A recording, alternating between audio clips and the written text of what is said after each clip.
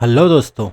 तो आइए आज हम अपने वेब सर्वर के सेकंड पार्ट में आ गए हैं और यहाँ पे हम कुछ और एक्स्ट्रा काम करके देखेंगे हमारे वेब सर्वर्स पे। तो आज हम यहाँ पे देखने वाले हैं कुछ मॉडिफिकेशन वगैरह देखेंगे इसका। जैसे मैं चाहता हूँ कि ये जो हमारा एक ही पेज अभी हमारे पास तो हमारे वेबसाइट पे www.prem.local पे हमारा एक ही पेज है, तो इस पर कुछ हम काम करके देखेंगे। तो फिलहाल मैं जाता हूँ अपने जहाँ पे मेरे वेबसाइट का पेज रखा हुआ है ना, मैं वहाँ पे जाता हूँ। तो वो कौन सा डायरेक्टरी होता है, वैर www, और इसके अंदर आपको मिलेगा एक डायरेक्टरी HTML। तो HTML नाम का डायरेक्टरी इसके अंदर मेरे जो भी वेबसाइट का है वो फाइल है। इसको हम चेंज भी कर सकते हैं, ठीक है, और चाहे तो उस पर कुछ मॉडिफिकेशन भी कर सकते हैं। तो CD करूँगा HTML में, यहाँ पे LS करूँगा तो मेरे को दिख जाएगा ये फाइल। इसको अब मुझे खोलना है नैनो में इंडेक्स, ठीक है। ये देखिए, तो जैसे ही मैंने इसको खोला थोड़ा कलर वगैरह देखिए काफ़ी अच्छा से आ गया है, समझ आ रहा है मुझे। ये सफ़ेद कलर में है, कुछ और लैंग्वेज में है, CSS में है, तो इसका कलर कुछ अलग आ रहा है। और जैसे ही मैं इसको और थोड़ा नीचे करता हूँ, ये देखिए ये HTML में है। HTML में जो है ना वो नैनो क्या कर रहा है, उसको अपने आप ही कलर में बता रहा है। अगर आप क्या ये कलर क्यों आ रहा है ऐसे, ये इंपॉर्टेंट है। अगर मान के चलो मैं यहाँ पे कुछ चेंजेस कर दूँ, ये देखिए तो अपने आप कलर चेंज भी हो जा रहा है। मतलब ये आपको सिर्फ बताने के लिए है कि आपका जो भी आप प्रोग्रामिंग कर रहे हो, आप चाहे PHP कर रहे हो चाहे HTML कर रहे हो, तो ऐसे कलर चेंज से क्या होता है बता देता है, वो पहले ही बता देता है आपको कि आपका कुछ ना कुछ उसमें एरर है। ये देखिए यहाँ पे कुछ, ये HTML का लैंग्वेज है। देखिए यहाँ पे हेड लिखा हुआ है, हेड को क्लोज किया हुआ है, यहाँ पे स्लैश जो होता है ना, इसको हेड को क्लोज करना कहते हैं इसको। ऐसे बॉडी यहाँ पे स्टार्ट हो रहा है, और बॉडी कहाँ पे ख़त्म हो रहा है, कहीं नीचे में जाकर ख़त्म हो रहा होगा। उसके नीचे लिखा है कुछ डिव क्लास लिखा हुआ है। डिव क्लास के अंदर ये कुछ मेन पेज नाम का लिखा हुआ है। फिर इसके अंदर कुछ इमेजेस दे रखा है, ये इमेजेस है ubuntu माइनस लोगो डॉट png। तो ये क्या चीज़ है, हमारा ये वाला लोगो है, ठीक है। अब कैसे पता चलेगा ये लोगो कौन सा है, तो जैसे हम कोई भी वेब ब्राउज़र के साइट में भी हम इसको आराम से तो डायग्नोस कर सकते हैं। तो वो ये होता है कि जैसे मैं इसको अगर राइट क्लिक करूँ और इस पर इंस्पेक्ट पे क्लिक करूँ, ठीक है, तो ये ऐसा कुछ दिखाई देगा। और मैं चाहता हूँ ना कि अब ये बहुत छोटा सा हो गया है, इसको मुझे थोड़ा सा ठीक करना पड़ेगा।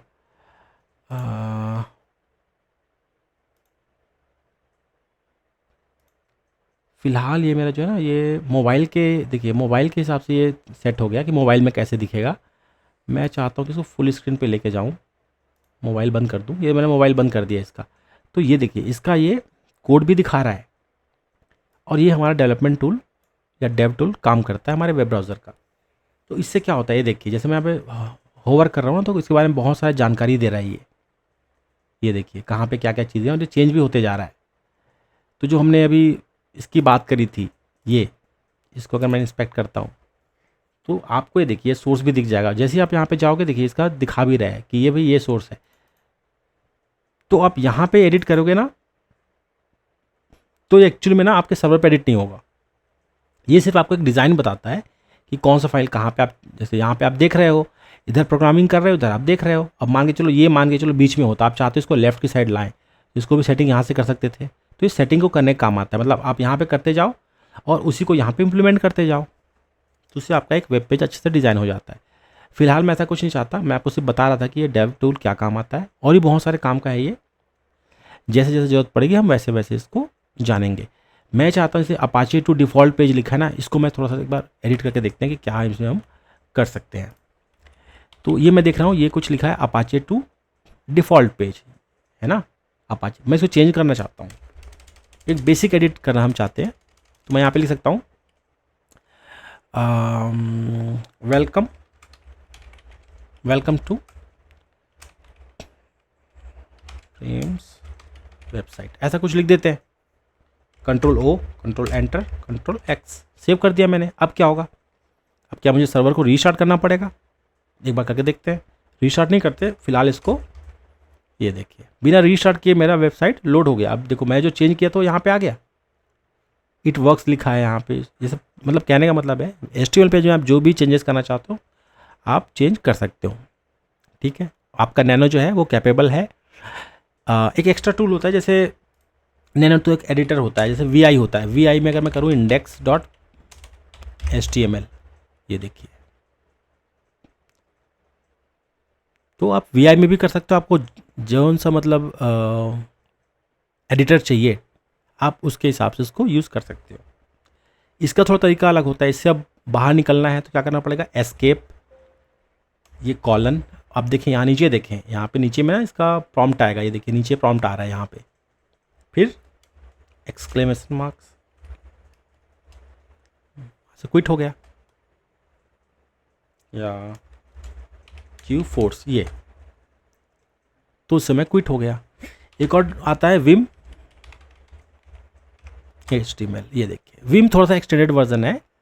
अगर आपका विम इंस्टॉल है आपके उबंटू सर्वर पे, तो एक्चुअली में जैसे अगर आप विम इंस्टॉल नहीं है ना, तो जो VI है, सिर्फ VI आपको ऐसे कलर दिखा नहीं सकता, आपको उसके लिए विम चाहिए होगा। चूंकि इसमें विम ऑलरेडी इंस्टॉल्ड है, इसलिए आपका जो VI है वो कलर दिखाया था, नहीं तो कलर नहीं दिखाता वो।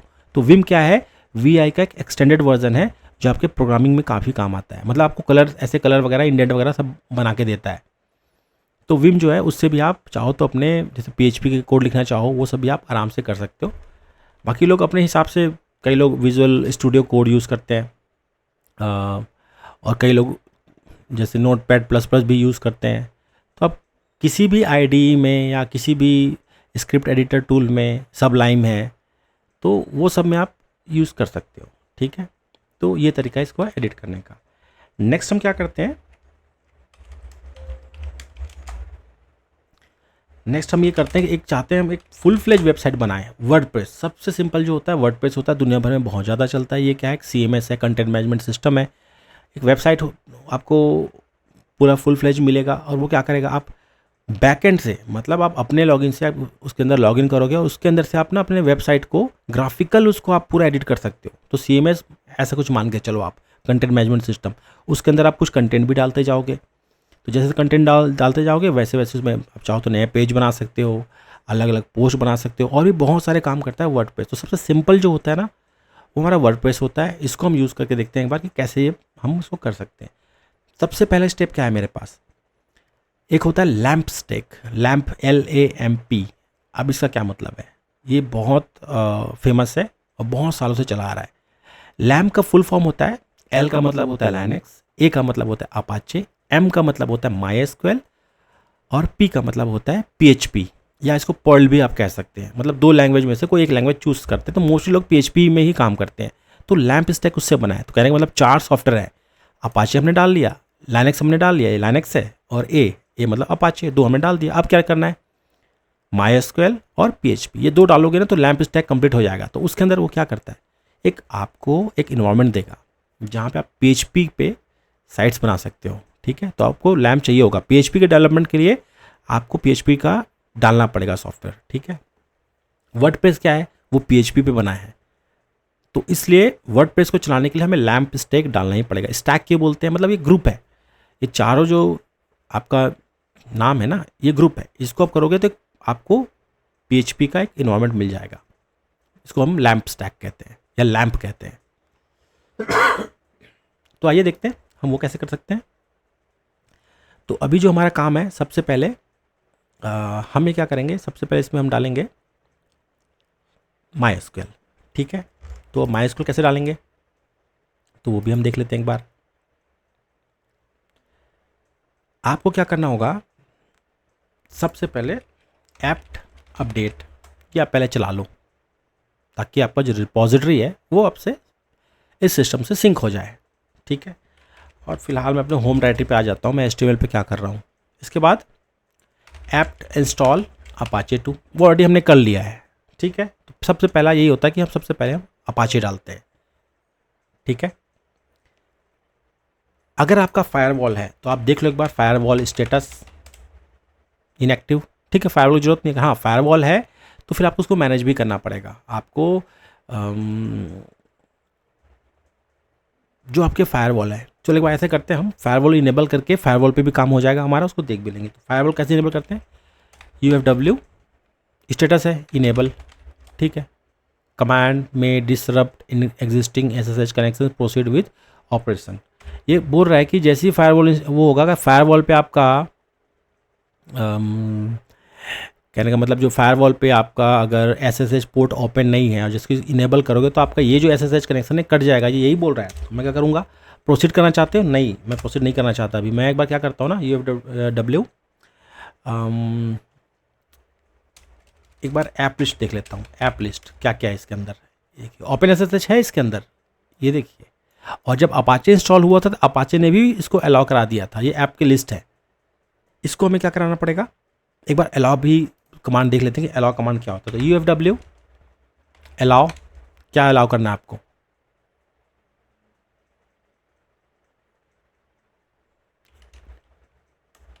Open SSH।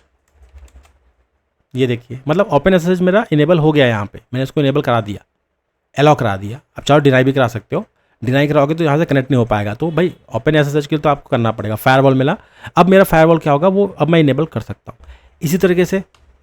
ठीक है, मैं करता हूँ अपाचे, है ना, APACHE अपाचे। तो अपाचे को भी मैंने क्या किया, इनेबल कर दिया। अब मैं अपने फायरवॉल को इनेबल कर सकता हूँ।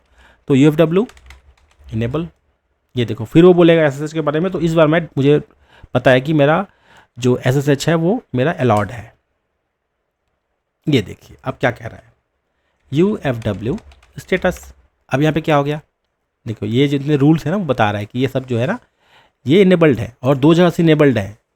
आपका IP वर्जन 6 और जो IP वर्जन 4 दोनों पे अलाउड है। मैं दोनों के लिए रूल इसने अपडेट कर दिया। ठीक है, तो अब मेरा SSH और मेरा वेब सर्वर आराम से चलेगा। तो भाई फायरवॉल भी बहुत ज़रूरी है कि बाहर से अटैक ना आए। जैसे आप इस वेबसाइट को क्या करोगे, एक्सपोज करोगे इंटरनेट पे, तो लोग क्या इसको देखेंगे ना। और कई लोग हैकर्स भी होते हैं, वो खोजते रहते हैं कि इसके अंदर कुछ है तो नहीं, मतलब कोई पोर्ट मिल जाएगा तो क्या करेंगे, इसको हैक करने की कोशिश करेंगे। तो फायरवॉल ज़रूरी है। तो मैंने क्या किया, उबंटू का फायरवॉल भी मैंने इनेबल कर दिया है। इसका लिस्ट भी हमने देख लिया। जैसे कि अब मैं देख पा रहा हूँ कि अगर मैं इसको भी रिफ्रेश करूँ ना तो तभी से मेरा चल रहा है। क्यों चल रहा है, अगर यहाँ पे अगर मैंने अपाचे का रूल को अलाउ नहीं किया होता तो अभी ये नहीं चलता, क्योंकि जो मेरा फायरवॉल है उसको ब्लॉक कर देता। तो इस तरीके से मेरा ये अपाचे चल गया है। ठीक है, नेक्स्ट जो है लाइनक्स का L हो गया, अपाचे का A हो गया। अब M की तरफ जाते हैं। M क्या होता है, MySQL। तो MySQL कैसे इंस्टॉल करेंगे, एप्ट इंस्टॉल MySQL -सर्वर। ये क्या है, ये क्या है MySQL सर्वर, ये आपका एक RDBMS डेटाबेस सॉफ्टवेयर है, और ये लाइनक्स पे बहुत अच्छा चलता है। उबंटू विंडोज़ में भी होता है ये, तो वो भी अब हमें जब ज़रूरत पड़ेगी तो वो भी हम देखेंगे।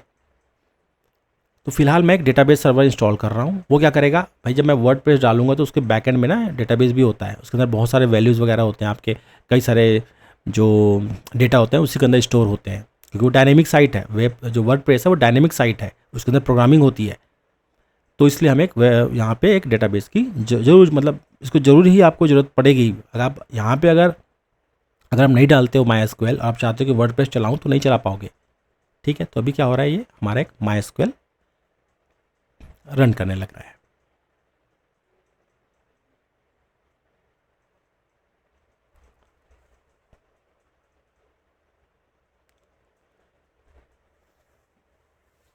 ये थोड़ा सा बड़ा होता है ये सॉफ्टवेयर, क्योंकि प्रॉपर डेटाबेस है ये, और ये काफ़ी सारी चीज़ों में काम आता है। बड़े बड़े वेबसाइट इसके ऊपर चलते हैं और काफ़ी सपोर्टिव है ये। अगर इसको कंपेयर करें थोड़ा जैसे कि माइक्रोसॉफ्ट के MS SQL सर्वर से, तो ये वैसे ही है। लेकिन एक ये पहले बात तो ये फ्री ओपन सोर्स है और ये बहुत सारा काम करता है। तो जितने भी वेबसाइट्स होते हैं ना, जो लाइनक्स बेस्ड जितने भी वेबसाइट है मोस्टली यही यूज़ करते हैं, कोई MS SQL पे नहीं जाता। MS SQL क्या है, माइक्रोसॉफ्ट का नेटिव है। तो भाई पैसे देकर कोई MS SQL क्यों खरीदे जब ये फ्री में, जब ये अवेलेबल है, जिससे हमारा पूरा का पूरा वेबसाइट चल जाता है। तो दुनिया भर के जितने भी आप देखोगे जो वेब होस्टिंग कंपनीज़ हैं या जो ऐसे कंपनीज जिनके वेबसाइट वर्डप्रेस पे हैं, वो MySQL ही यूज़ करते हैं। ठीक है, बाकी ये सपोर्ट करता है, ऐसा नहीं कि वर्डप्रेस सपोर्ट नहीं करता, वर्डप्रेस जरूर सपोर्ट करता है। अब मुझे क्या करना है, मेरा एक बार मैं देखता हूँ कि systemctl MySQL स्टेटस, ऐसा कुछ डाल के देखते हैं। स्टेटस तो ऐसा तो कुछ मुझे मिला नहीं। अच्छा, तो सर्वर हमें डालना था, ऐसा कुछ, ये भी कुछ नहीं है। अननोन कमांड वर्ब MySQL, क्या गलती कर रहा हूँ, systemctl MySQL सर्वर स्टेटस, ऐसा तो कुछ है नहीं। सिस्टम CTL माई, ये सिर्फ सिस्टम CTL में मैं देख रहा हूँ कि क्या क्या प्रोसेस वगैरह चल रहे हैं। ये देखिए पूरा लिस्ट बता रहा है इसके अंदर कि क्या क्या से बनेगा। अपाचे का सर्विस ये देखो बना हुआ है, ऐसे कहीं में MySQL का बना हुआ है, ये देखो ये बना हुआ है MySQL डॉट सर्विस। ठीक है, तो यहाँ पे तो सर्विस दिखा रहा है, लेकिन वो ऐसा कमांड चल क्यों नहीं रहा है, ये हम देखते हैं। फिर से करते हैं सिस्टम CTL। अब एक्चुअली मैं कमांड गलत डाल रहा था, तो ऐसे गलतियाँ होते रहती हैं। आपको समझना पड़ेगा कि सिस्टम CTL ये कमांड जो है, मतलब ये नया कमांड है सिस्टम CTL। इससे पहले कुछ और सर्विस चलता था, उस टाइम पर सर्विस चलता था। मैं आपको ये भी बताना चाहता हूँ, सर्विस फिर हम क्या करते थे, सर्विस का नाम डालते थे, फिर लास्ट में लिखते थे स्टेटस। अभी भी नहीं बता रहा ये देखिए। तो पहले सर्विस चलता था, पहले के जितने भी उबंटू के वर्जन थे, आई थिंक टिल 16.04 तक ना हम ऐसे सर्विस कमांड लिखते थे। आज भी चलते हैं, देखिए अभी भी दिखा रहा है ये, अभी भी चल रहा है ये। ठीक है, उसके बाद क्या आया हमारा सिस्टम CTL। लेकिन सिस्टम CTL में पहले हम सर्विस नहीं लिखते, पहले जो है हम सर्विस नहीं लिखते, पहले हम लिखते हैं उसका रीस्टार्ट करना है या स्टार्ट करना है या स्टेटस देखना है। उसके बाद क्या लिखते थे हम, सर्विस का नाम। तो ये तरीका है, सर्विस भी आप यूज़ कर सकते हो। ऑलमोस्ट सर्विस और सिस्टम CTL एक जैसे ही है, बट ये पुराने वर्जन में यूज़ होता था और ये नए वर्जन में यूज़ होता है। ठीक है, तो मोस्टली आज के टाइम पे जितने भी हम एडमिनिस्ट्रेटिव वर्क करते हैं ना लाइनेक्स पे, वो सिस्टम CTL से ही करते हैं। मतलब सिस्टम CTL मतलब कंट्रोल, सिस्टम कंट्रोल। तो मतलब जो प्रोसेस वगैरह है, क्या क्या चल रहा है उसके अंदर, वो हम देखने का, स्टेटस देखने का, रीस्टार्ट करने का, और भी कई सारी चीज़ करने का वो काम आता है। ठीक है, तो सिस्टम CTL स्टेटस MySQL ये बता रहा है भाई एक्टिव है, रन कर रहा है। वेरीफाई करने का काम हम देखो, हमें कभी भी ट्रबल शूटिंग जब भी हम कर रहे हैं ना, या कुछ भी है, आपको ये कमांड आपको अच्छे से समझना है और आपको अच्छे से काम करना है इस पर। MySQL का पोर्ट क्या होता है, यहाँ पे MySQL D लिख रहा है, ये हमारा पोर्ट है। लोकल पे ये होस्ट, मतलब लोकल पे लिसन कर रहा है, ये लोकल हो गया ना एड्रेस। इस सिस्टम पे कौन कौन सा एड्रेस है, या तो किसी और से जुड़ा होगा, ये फॉरेन एड्रेस है, तो 192.168.1.4 1.4 क्या है, मेरा होस्ट मशीन है ये वाला, इसका। तो यहाँ से मेरा ये देखिए 22 पोर्ट पे मेरा SSH कनेक्टेड है। तो ये आपको हमेशा काम आएगा और आपको हमेशा समझना है। ये और टेलनेट, ये हमारा, हम जब इनिशियल जब ट्रबल शूटिंग करते हैं ना, तो ये बहुत काम आता है। ये आप पहले सर्वर के अंदर देखो कि वो लिसन कर रहा नहीं कर रहा, ठीक है। फिर सर्वर के अंदर ही इसको टेलनेट करके देखो, हाँ भाई लोकल से तो अच्छा से चल रहा है। फिर बाहर से टेलनेट करके देखो, नहीं बाहर से अगर नहीं चल रहा तो फायरवॉल हो सकता है इशू, या और भी कुछ इशू हो सकता है। तो वैसे आप धीरे धीरे इसको ट्रबल शूट कर सकते हो। मोस्टली लोगों का तरीका थोड़ा अलग होता है, बाकी ठीक है। ये जो है ये स्टैंडर्ड मेथड है। हम ऐसी मोस्टली जो लाइनक्स के एडमिन होते हैं इसको ऐसे ट्रबल शूट करते हैं। ठीक है, तो ये आपको हमेशा याद रखना है। नेटस्टैट और टेलनेट काफ़ी कमाल के कमांड्स हैं और ट्रबल शूटिंग में आपका हमेशा ये हेल्प करते हैं। तो चलिए बात करते हैं हमारे MySQL का। MySQL तो चल रहा है हमारा। अब हम क्या करेंगे, सिर्फ लिखेंगे MySQL। ये क्या करेगा, अब ये क्या हो गया, MySQL का कुछ अपने आप चेंज हो गया। अब ये क्या है, welcome to the MySQL monitor. अच्छा, कुछ मॉनिटर टाइप का चीज़ लग रहा है मुझे। कॉपीराइट ओरेकल, अच्छा ओरेकल ने बनाया इसको। ओ, कहने का मतलब इसको ओरेकल ने बनाया MySQL को। एक्चुअली में ओरेकल ने नहीं बनाया, पहले MySQL कुछ लोगों ने मिलके, ओपन सोर्स था तो उन लोगों ने मिलके इसको बनाया। फिर ओरेकल ने बाद में इसको खरीद लिया, जैसे वर्चुअल बॉक्स को खरीदा। वर्चुअल बॉक्स भी किसी और ने पहले बनाया था, ओरेकल ने इसको एक्वायर कर लिया। तो अब इसमें आता है ओरेकल। ठीक है, तो ये सब है चीज़ें। अभी कुछ MySQL मॉनिटर बोल रहा है। अब ये एक्चुअल में क्या चीज़ है, ये एक्चुअल में आपका MySQL का प्रॉम्प्ट है। मतलब यहाँ से आप जो भी DML या फिर जो भी आप SQL के क्वेरीज वगैरह लिखना चाहते हैं ना, आप लिख सकते हैं। मैं क्या लिखूँगा, सो डेटा बेसेस, और इसको क्लोज करना जरूरी है। ये जो होते हैं ना हमारे कॉलम्स, इससे ये क्या होता है, ये कमांड जो है ये तभी चलता है, अगर ये ना हो तो नहीं चलेगा। तो यहाँ पे क्या बता रहा है, डेटाबेसेस बता रहा है। मेरे पास अभी कितने डेटाबेस हैं, 1 2 3 4 डेटाबेस अभी मेरे पास। मुझे वर्डप्रेस के लिए एक डेटाबेस यहाँ बनाना पड़ेगा, तो मैं कहाँ से बनाऊँगा, मैं यहीं से बनाऊँगा। ठीक है, एक ये तरीका बनाने का। यहाँ पे अगर आपको ये अच्छा ना लगे, कि यहाँ पे चलो मुझे तकलीफ हो रही बनाने में, तो कई सारे टूल्स आते हैं और वो आप यूज़ करके GUI टूल यूज़ करके आप इस पर काम कर सकते हैं। ठीक है, तो मैं फ़िलहाल MySQL के इसके अंदर चला गया। अभी मेरे पास यहाँ पे कोई यूज़र मैंने सेट नहीं किया। अब आजकल के जो MySQL है ना, ये है लेटेस्ट वर्जन 8.0.3.9। तो पहले के टाइम पे आई थिंक MySQL 5.7 5.8 तक वहाँ पे जो ऑथेंटिकेशन का जो मेथड था वो अलग था, और अब जो है वो अलग है। तो जो ऑथेंटिकेशन है इसका बहुत इंपॉर्टेंट है। अगर आप नॉर्मली यहाँ पे ये कह रहे हो कि एक मैं यूज़र बना के यूज़र को रीसेट करके मैं चला लूँ, तो इतना सिंपल नहीं चलाना, क्योंकि ऑथेंटिकेशन में कुछ इसके चेंजेस हैं जिसकी वजह से काफ़ी प्रॉब्लम आता है। तो हम क्या करते हैं ना, मैं मतलब मोस्टली लोग क्या करते हैं, जो इसका नेटिव ऑथेंटिकेशन जो है ना उसको यूज़ करते हैं, जो पहले ज़माने का ऑथेंटिकेशन था, मतलब 5.7 5.8 तक जो था ना उस पर यूज़ करते हैं। अभी SHA-2 नाम का एक ऑथेंटिकेशन आ गया जो थोड़ा सा कॉम्प्लेक्स है, तो वो भी हम कभी करके देखेंगे। फिलहाल मैं इसको नेटिव पे लेके जाऊंगा। नेटिव का कमांड क्या है, मैं क्या करना चाहता हूँ, मैं यहाँ पे ये करना चाहता हूँ कि MySQL तो मेरा हो गया, मैं चाहता हूँ इसका जो एडमिन का पासवर्ड है मैं इसको रीसेट करना चाहता हूँ ताकि मैं इसे आराम से कनेक्ट कर पाऊँ। ठीक है, अभी तो बिना पासवर्ड के चल रहा है, ठीक है, लेकिन जो मेरा जो वर्डप्रेस यहाँ पे जो बनेगा वो तो पासवर्ड मांगेगा ना।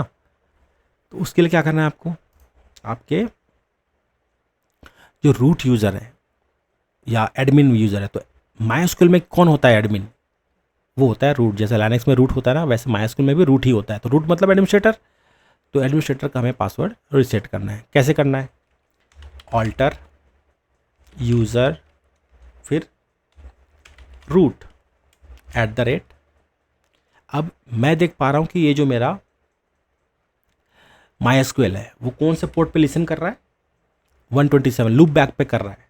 और उसको अगर चेंज नहीं करोगे ना तो आपको वैसे ही आपको देना पड़ेगा। तो मुझे यहाँ पे क्या देना पड़ेगा ना, रूट के बाद इसको मैं कोट्स में लिख दूंगा, फिर @ लिखूंगा, फिर लूप बैक का एड्रेस डाल दो या फिर लोकल होस्ट लिख दो।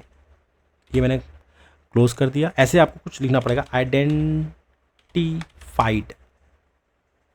विथ, पासवर्ड पहले लिख देते आइडेंटिफाइड विथ पासवर्ड, ऐसे लिखते थे, फिर पासवर्ड दे देते थे पहले टाइम पे।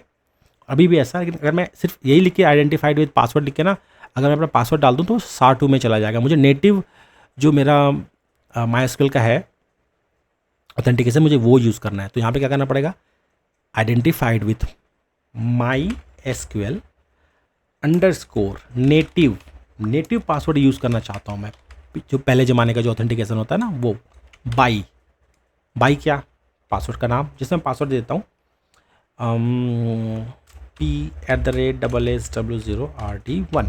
ये मैंने MySQL का पासवर्ड डाल दिया। ठीक है, अब भाई ये जो मैंने लिखा है इसको एंड भी तो करना है, तो कॉलन से मैंने एंड कर दिया। ये देखिए जैसे मैंने इसको रन किया बोलता है क्वेरी ओके, 0 रोज अफेक्टेड 0.01 सेकेंड। ठीक है, तो ये काम हो गया बोल रहा है। पासवर्ड मेरे को याद करना पड़ेगा कि रूट का जो पासवर्ड है वो पासवर्ड ही है। ठीक है, मैंने एग्जिट कर दिया यहाँ से, मैं यहाँ से हट गया। अब आपको क्या करना पड़ेगा, एक विजार्ड टाइप का चलाना पड़ता है, MySQL _secure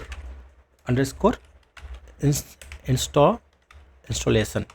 ये एक विजार्ड टाइप का कुछ चलाएगा आपके MySQL को और इम्प्रूव करने के लिए, सिक्योर करने का। ये एक विजार्ड टाइप का है, पहले भी चलाना पड़ता था, अभी थोड़ा सिस्टम अलग है, मतलब हर वर्जन के हिसाब से थोड़ा सिस्टम इसके अलग है।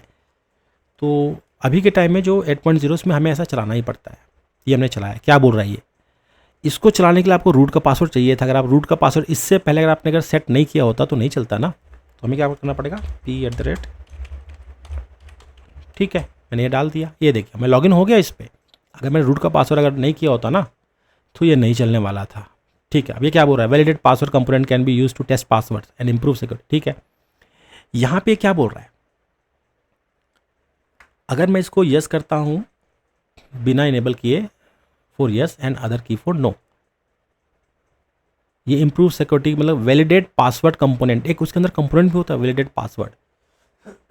एक एक्स्ट्रा ये मॉड्यूल है आपके MySQL में, अगर उसको आप सेट करते हो तो जैसे आप प्रोडक्शन में सेट करते हो तो ये जरूर आपको यूज़ करना चाहिए। क्या करता है ना, काफ़ी सारी चीज़ जो डेटाबेस पे जो अटैक होते हैं, हैकिंग का जो होता है, इसको काफ़ी रोकने में काफ़ी ये काम करता है ये। तो वो जो कंपोनेंट आप इंस्टॉल करना चाहते हो कि नहीं करना चाहते हो वो ये पूछ रहा है। फिलहाल मैं नो करता हूँ, लेकिन आपको प्रोडक्शन के लिए इसको जरूर करना चाहिए। Change the password for root, नहीं मुझे नहीं करना, पासवर्ड, ठीक है। रिमूव एनोनिमस यूज़र, अब ये क्या चीज़ है, जब भी MySQL इंस्टॉल करते हैं तो कुछ यूज़र टेस्ट यूज़र वगैरह बन जाते हैं, तो रिमूव करना चाहते हो, हाँ ठीक है मैं रिमूव कर देता हूँ, मुझे नहीं चाहिए। अब एक यहाँ पे इंपॉर्टेंट चीज़ पूछ रहा है, disallow root login remotely, मतलब कहने का मतलब क्या है, इसी सर्वर से आप जो रूट का लॉगिन है इसी सर्वर पे करना चाहते हो या बाहर से भी करना चाहते हो, ये वही पूछ रहा है। तो कई बार होता है कि आपको बाहर से करना जरूरी होता है, कई बार ऐसे होते हैं कंपनी वाले या जो एक प्रोटोकॉल सेट होता है आपके कंपनी में कि नहीं MySQL का जो डेटाबेस है आप वहीं से उसको करो, है ना, तो उसको आप अलाउ या डिनाई कर सकते हो। Disallow root login remotely ऐसा कुछ बोल रहा है। इसका मैं क्या करूँ, इसका मैं चाहूँ तो अगर मैं इसको यस करूँगा तो डिस अलाउ हो जाएगा, एन करूँगा तो अलाउ हो जाएगा, ठीक है। तो मुझे यहीं से MySQL का जो भी चीज़ है चलाना पड़ेगा, बाहर का कोई सॉफ्टवेयर मैं यूज़ करता हूँ ना तो मैं इसको कनेक्ट नहीं कर पाऊँगा, प्रॉब्लम हो जाएगी मुझे। तो फिलहाल मैं इसको चलो एक बार यस करके देखते हैं क्या कहता है, कितना प्रॉब्लम देता है वो देखेंगे, उसका भी कुछ ना कुछ तो सॉल्यूशन होगा और हमारा काम है जो प्रॉब्लम है उसको ठीक करना, ठीक है। रिमूव टेस्ट डेटाबेस, तो जैसे MySQL इंस्टॉल होता है तो कुछ डेटाबेस वगैरह दे देता है, तो हमें नहीं चाहिए, वो सब खाली करो। ये लो जी, अब ये बोल रहा रिलोड करना चाहते हो प्रिविलेजेस को, हाँ बिल्कुल रिलोड कर दो, ये लो ऑल डन, मतलब मेरा MySQL का डेटाबेस का जो भी काम था वो कंप्लीट हो गया, ठीक है। अब मैं क्या करता हूँ एक बार फिर MySQL करके देखता हूँ, तो अभी एक्सेस डिनाइड बोल रहा है, ये क्यों बोल रहा है ये, अरे ये तो पहले चल रहा था अभी नहीं चल रहा, क्यों नहीं चल रहा, हमने रूट का पासवर्ड अगर डाल दिया ना वो भी तो पूछेगा, ये पहले तो कुछ था ही नहीं इसके अंदर, तो क्या करूँगा MySQL माइनस यू क्या था, यूज़र कौन सा था, रूट माइनस पी मतलब पासवर्ड, पासवर्ड आप यहाँ पे भी दे सकते हो, लेकिन अगर यहाँ पे पासवर्ड दूंगा सबको दिख जाएगा, तो बाद में भी दे सकता हूँ, ठीक है। एक और भी है, मान के चलो आप कोई रिमोट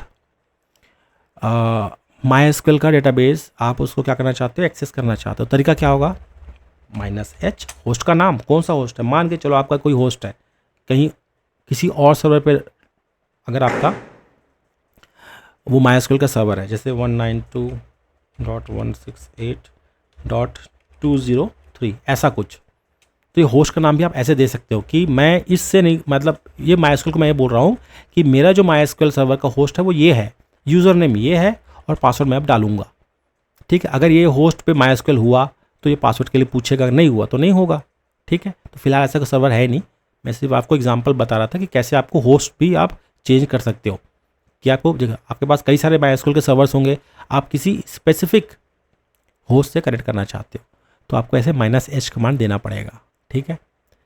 फिलहाल तो मैं मेरा जो सर्वर है वो यही है, तो मैं यहीं पे करना चाहता हूँ, तो ज़रूरत नहीं है -h करके मैं लोकल होस्ट भी कर सकता हूँ, बट ज़रूरत नहीं है, अपने आप ही ले लेता है। ये देखिए अभी क्या बोल रहा है, पासवर्ड मांग रहा है, ठीक है, p@ ये मेरा पासवर्ड जो मैंने सेट किया, अब देखिए मैं आ गया, सो डेटाबेसेस मैं ऐसे एंट्री करता हूँ, देखो नहीं लिया ना इसने, क्योंकि मैंने क्या नहीं किया था, ये नहीं किया था, अब लेगा।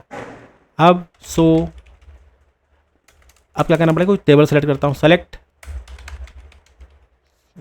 डेटाबेस मुझे सेलेक्ट करना है, सेलेक्ट क्या डेटाबेस, MySQL, चलो मैं MySQL को सेलेक्ट करता हूँ, क्या है देखते हैं इसके अंदर, अरे ये तो कुछ गलत बोल दिया, MySQL इन फील्ड लिस्ट, ये क्या है, सेलेक्ट, ऐसा कुछ कमांड नहीं होता इस पे, जब डेटाबेस को आपको सेलेक्ट करना है तो आपको क्या करना पड़ेगा, यूज़, तो आपको ये समझना पड़ेगा, ये बहुत काम आता है ये, कई लोग कंफ्यूज हो जाते हैं, तो आपको धीरे धीरे समझना पड़ेगा कि जैसे आपको डेटाबेस टेबल करना है या कोई डेटाबेस को शो कराना है तो शो लिखेंगे, ठीक है। डेटाबेस अगर सेलेक्ट कर रहे हैं तो आपको क्या करना पड़ेगा, यूज़ डेटाबेस, डेटाबेस का नाम, तो मैं डेटाबेस चेंज कर लिया। अब देखें, अब मैं इसके अंदर टेबल के अंदर डेटाबेस के अंदर घुस गया, अब मैं क्या करता हूँ, सो टेबल्स, डेटाबेस के अंदर टेबल्स होते हैं ये, तो ये पूरे टेबल्स भी दिखा रहा है इसके अंदर। एक इसके अंदर इंटरेस्टिंग टेबल होता है यूज़र, मतलब जो MySQL के यूज़र होते हैं ना, जो भी हमने रूट नाम का यूज़र बनाया उसका इन्फॉर्मेशन इसी के अंदर मिलेगा आपको, ठीक है। तो मैं करूँगा सेलेक्ट, अब मैं SQL की क्वेरी लिखने जा रहा हूँ, सेलेक्ट स्टार फ्रॉम यूज़र, ठीक है भाई, यूज़र का जो भी है select star from user, user का मुझे बताओ क्या क्या चीज़ है, ये देखिए अभी मुझे समझ तो नहीं आ रहा है क्या क्या लिखा है इसके अंदर, अजीब सा ये क्या है, एक तरीका और भी है, इसको हम शायद ना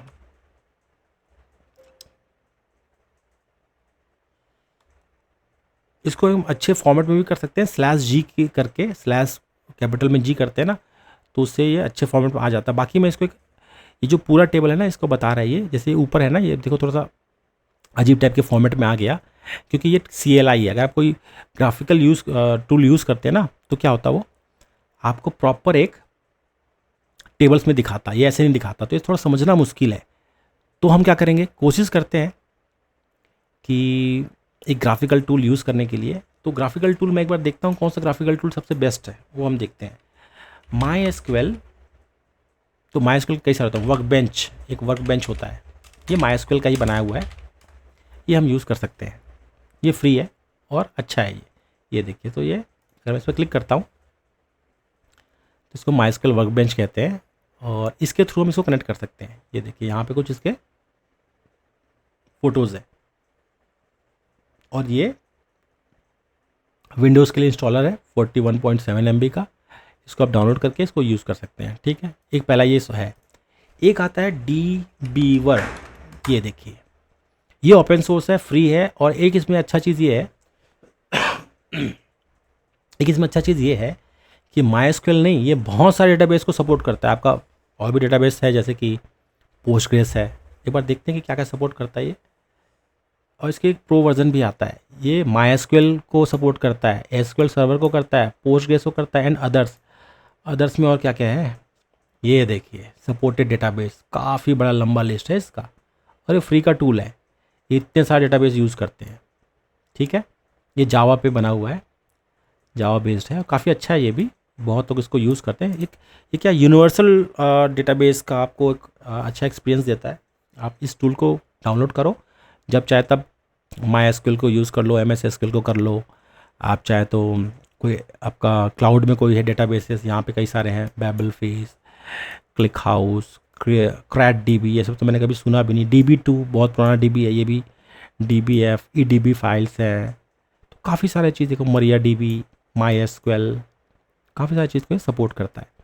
एक और टूल है जो जैसे मान के चलो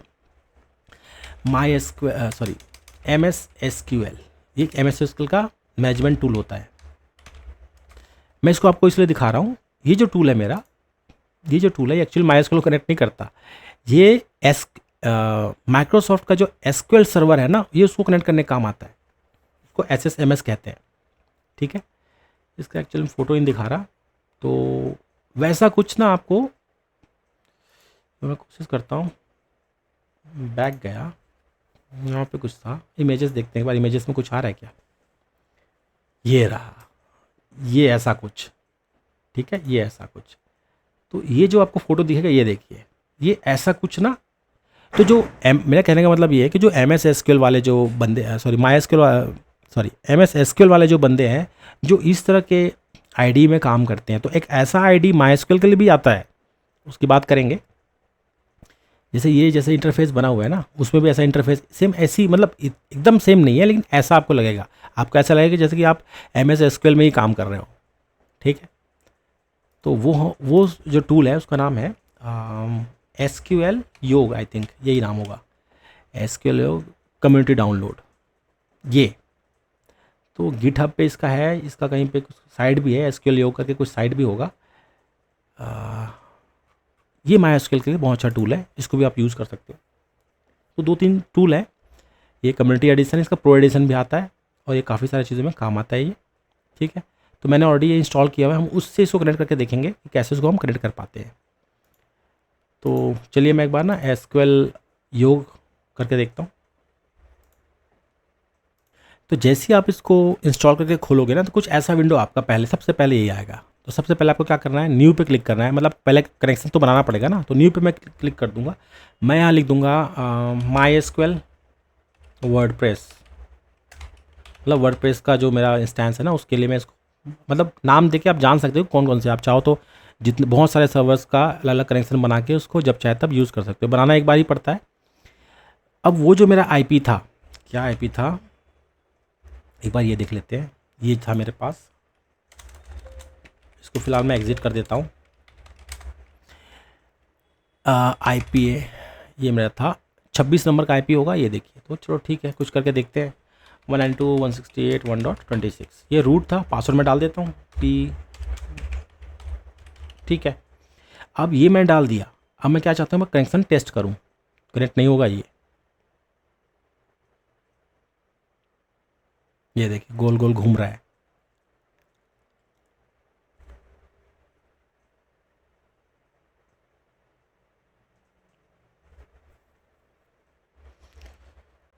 ये बस ऐसे गोल गोल घूमते रहेगा और ये कनेक्ट आपको नहीं करवा, ये देखिए बोल दिया ना कांट कनेक्ट। ये क्यों भाई, क्या प्रॉब्लम है? अब यहाँ पे हमारा ट्रबल शूटिंग स्टार्ट होता है कि ये मुझे क्या कह रहा है,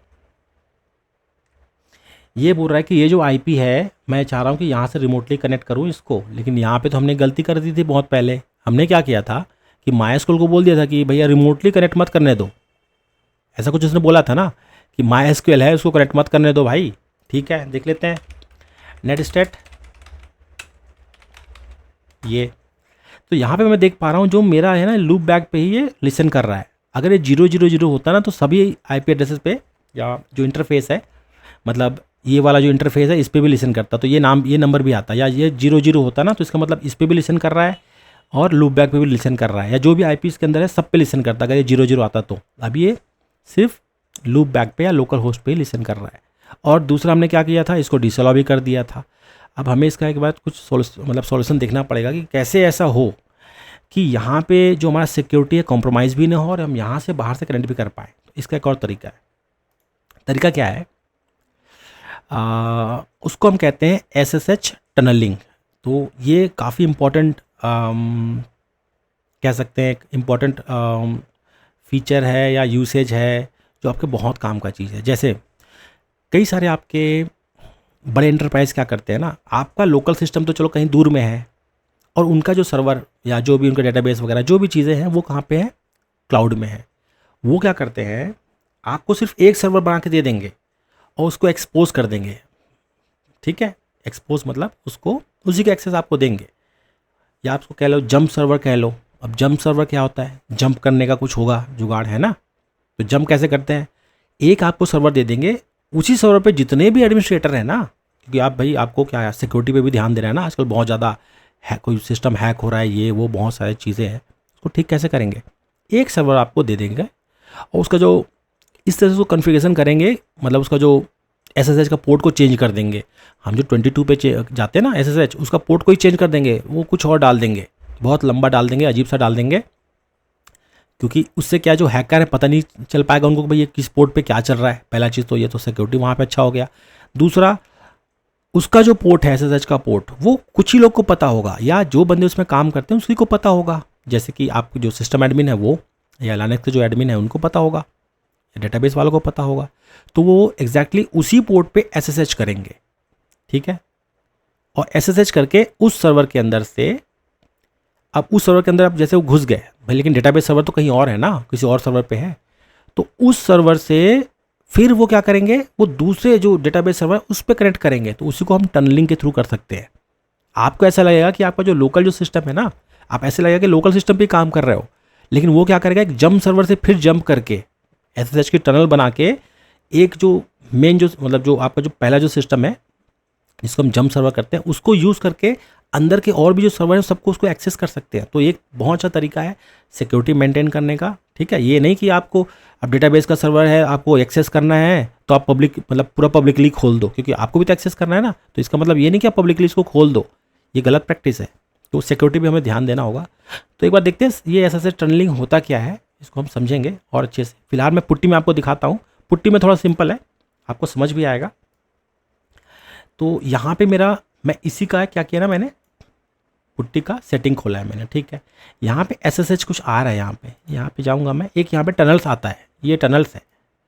ये क्या चीज़ कह रहा है, टनल्स, ये कुछ लिखा है पोर्ट फॉरवर्ड, इसी को हम पोर्ट फॉरवर्ड भी कहते हैं टनलिंग को। ठीक है, ये लोकल पोर्ट वगैरह है, मुझे ये समझ नहीं आ रहा क्या है कैसा है, बस मुझे ये दिख रहा है यहाँ पे ऐड न्यू फॉरवर्डेड पोर्ट। ठीक है, क्या पोर्ट है, सोर्स पोर्ट।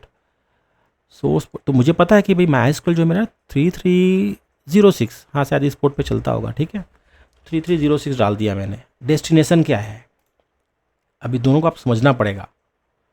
जो MySQL है ये जो है ना सोर्स पोर्ट, मतलब आप जिस सिस्टम में हो, मान के चलो मैं अपने विंडोज़ के लैपटॉप में हूँ, मैं चाहता हूँ रिमोट में एक मेरा MySQL का सर्वर है जो कि सिर्फ जो रिमोट कनेक्शन को सपोर्ट ही नहीं करता, तो मुझे क्या करना पड़ेगा, वो क्या किस पे लिसन कर रहा है, 127.0.0.1 पे कर रहा है ना। तो इसका कहने का मतलब क्या है, अगर मैं 3306 पे यहाँ पे डालूँ तो मेरे सिस्टम पे एक 3306 नाम का पोर्ट खुल जाएगा, पोर्ट बन जाएगा, और वो 127.0.0.1 पे वो लिसन भी करने लगेगा, मतलब लोकली लिसन करना करेगा मेरे यहाँ पे सिस्टम पे। वो भी हम करके देखते हैं। मतलब असर हमें समझना पड़ेगा कि क्या असर पड़ता है इससे और क्या होता है। तो इसके बाद ना आप जो टनल है इसको आप लिनक्स पे भी डायरेक्ट बना सकते हो कमांड से। तो मैं यहाँ पे कमांड डालता हूँ नेटस्टैट, यहाँ पे AON चलता है, ये रहा। अब मैं यहाँ पे देख पा रहा हूँ 3306 है, मुझे तो दिखाई नहीं दे रहा 3306 कहाँ है। 3306 है नहीं यहाँ पे, है ना, क्योंकि अभी हमने बनाया ही नहीं है। पहली बात, बनाए होते तो यहाँ पे आता ना 3306, मतलब कहने का मतलब ये है 127.0.0.1:3306 यहाँ पे ऐसा आएगा। तो आप क्या करोगे, आप लोकल सिस्टम को कनेक्ट करोगे, वो क्या करेगा, डेस्टिनेशन से टनल बना देगा। डेस्टिनेशन क्या है हमारा, ये वाला, तो 192.168 डॉट क्या था 26, ठीक है। मैं IP लिख दूँ चलेगा, नहीं, सपोर्ट भी तो देना पड़ेगा कि भाई ये यहाँ पे क्या लिसन कर रहा है, ये किस पे लिसन कर रहा है ना 127.0.0.1:3306। तो मैं क्या करूँगा 3306, ये मैंने कर दिया। अब क्या करना, अप्लाई, नहीं अप्लाई नहीं करना, पहले इसको आपको ऐड करना पड़ेगा। ऐड करेंगे ना तो यहाँ पे दिखाई देगा लोकल, और ये आपका डेस्टिनेशन, L मतलब लोकल। तो लोकल ये 3306 पे यहाँ पे चलना चाहिए। मैंने इसको एक बार अप्लाई करता हूँ, अब देखते हैं क्या करता है, यहाँ पे कुछ असर पड़ता है नहीं पड़ता। इतना लंबा पता नहीं क्या आ गया।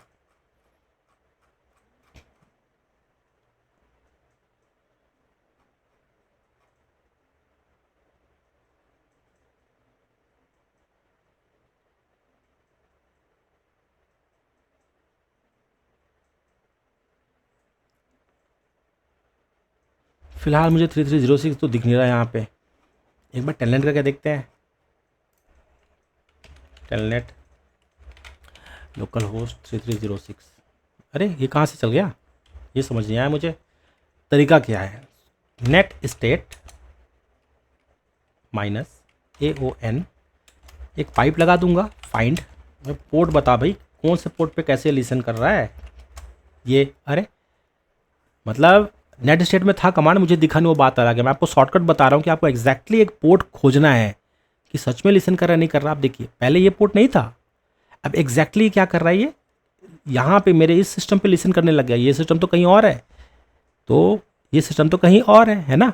लेकिन मैं अब क्या कर रहा हूँ, अपने लोकल पे इसको चलाने लग गया हूँ। तो अब इस सिस्टम के लिए लोकल हो गया है ये सर्वर, लेकिन ये लोकल हो गया। ये कैसे पॉसिबल हुआ, ये हो गया SSH टनल से। इसके और भी बहुत एडवांस वर्जन और भी बहुत सारी चीज़ें होते हैं इसके अंदर, वो हम आगे धीरे धीरे पढ़ेंगे। बाकी ये बहुत इंपॉर्टेंट कंसेप्ट है, इससे आप बहुत कुछ सिक्योरिटी वगैरह के बारे में अच्छे से जान सकते हो, जंप सर्वर के बारे में अच्छे से जान सकते हो, कैसे आप एक सर्वर पे एक्सेस देके बहुत सारे सर्वर्स को मैनेज कर सकते हो, की फॉरवर्डिंग कर सकते हो, और भी बहुत सारी चीज़ें इसके अंदर है। तो फिलहाल मुझे ये समझ आ रहा है कि भाई अब मेरा लोकल में भी चलने लग गया है। ये सिस्टम के अंदर की बात नहीं कर रहा, मैं इसको नहीं कनेक्ट करूँगा। मैंने क्या किया, इस सिस्टम से इस सिस्टम की तरफ एक टनल बना दिया, उसको अपने ही लोकल पे, उसको मैंने इस पोर्ट पे मैंने लिसन करा दिया। अब ये इसके लिए लोकल हो गया ना, तो क्या अब ये चलेगा, अब देखते हैं चलता नहीं चलता। अभी भी ये गोल गोल घूम रहा है, बाकी इस पे तो लिसन कर रहा है ये। इस पे मैंने गलत कर दिया ना, ये 127 कौन करेगा, यहाँ पे तो मैंने फिर से रिमोट IP दे दिया। आप समझ रहे, तो ऐसी गलतियाँ होती रहती हैं। इसको आपको समझना पड़ेगा कि जैसी आपने यहाँ पे, अगर आपका लोकल में करा तो आप लोकल से कनेक्ट करोगे ना, आप थोड़ी रिमोट से करोगे। आप भाई लोकल में लिसन करने लग गया, वो टनल बना दिया हमने। मैं करूँगा यहाँ पे 127.0.0.1, यही था।